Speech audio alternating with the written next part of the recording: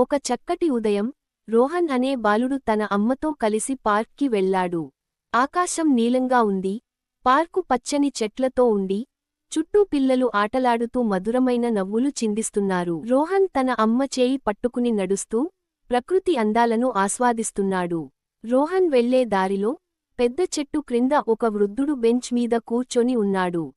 అతను బలహీనంగా కనిపించాడు. బట్టలు పాతబడిపోయాయి. ఆకలితో అలసిపోయినట్లు కనిపించాడు. రోహన్ తన తల్లిని చూసి అడిగాడు, అమ్మా, ఆ తాతయ్య చాలా అలసిపోయినట్లు ఉన్నాడు. మనం ఏదైనా సహాయం చేద్దామా? అమ్మ చిరునవ్వుతో తలూపింది. అది మంచి ఆలోచన రోహన్. నువ్వు ఏమి చేయాలనుకుంటున్నావు? అని రోహన్ వెంటనే తన చిన్న బ్యాగ్ను తెరిచాడు. అమ్మ పెట్టిన నీటి సీసా, బిస్కెట్ ప్యాకెట్ తీసుకుని వృద్ధుడి వద్దకు వెళ్లాడు. తాతయ్య, దయచేసి ఇవి తీసుకోండి.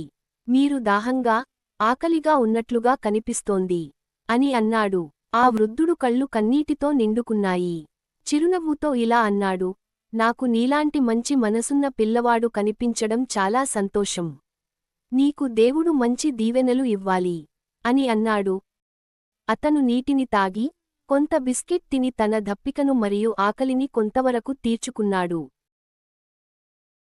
అమ్మ తన కొడుకు సహాయస్ఫూర్తిని చూసి గర్వంగా చూసింది. రోహన్, మనం ఇతరులకు సహాయం చేస్తే ఆ సహాయం తప్పకుండా వేరే రూపంలో మరింతగా అందుతుంది అని అన్నది.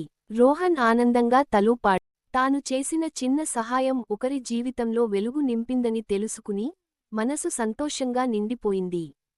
ఆ రోజు నుంచి రోహన్ తన మనసులో ఒక సంకల్పం చేసుకున్నాడు, ఎవరైనా అవసరంలో ఉన్నప్పుడు తనవంతు సహాయం చేయాలని.